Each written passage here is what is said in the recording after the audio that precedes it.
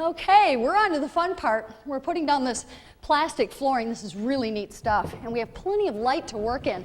The electrician has come and gone, so we were able to get these fluorescent lights up. We've concentrated most of the light toward the back of the garage, although we did put one extra one over on this side. It'll be blocked by the garage door when it's up, but this is where Bill will be setting up to work on his bike or car or whatever. And so he'll probably be doing that when the garage door is down anyway, so it just made sense to put an extra light over in that area. Well, the installation of this floor has pretty much turned out to be about as easy as the brochure suggested. The company that sells this typically has been selling into commercial applications like exhibits or car showrooms, but then they realized homeowners were putting it in their own garages. Of course, they're more than happy to sell to homeowners, so now they sell direct on the product.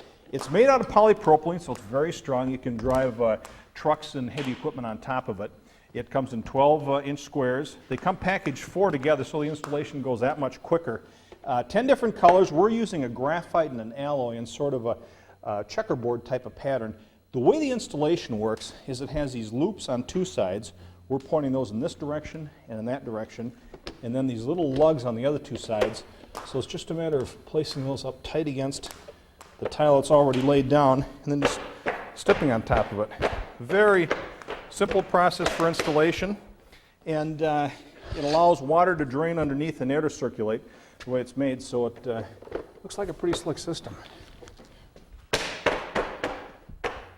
We'll be using the solid sections of flooring throughout most of the garage, but we're trying out this grid material in areas where Bill and Kitty will be parking their cars. In this part of the country, we get quite a bit of snow in the winter, and if you've got snow on the roads, you end up bringing a lot of that into the garage underneath your car. And then if the garage is heated like this one is, that stuff ends up melting and falling off. And so rather than pooling up on the solid sections of floor, it should just fall down through the grid. And because this floor is sloped down toward the street, it should just flow out underneath the solid sections of flooring. That's the theory anyway. And apparently it's a good idea in the spring to pull up some of this flooring and sweep out the grime and sand that's accumulated under there. And because these are the same size as our standard tile over there, everything's interchangeable. It's kind of interesting, the different directions the louvers travel, it creates sort of its own little pattern. It's kind of like a mini checkerboard.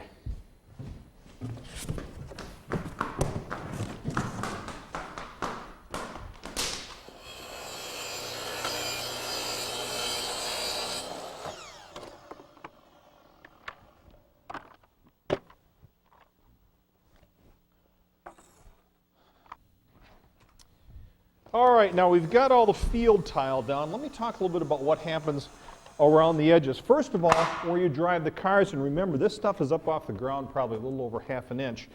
So right here, there's a little transition. It just ramps up very slightly. We attach that right behind the garage door. That runs in front of each one of the tiles.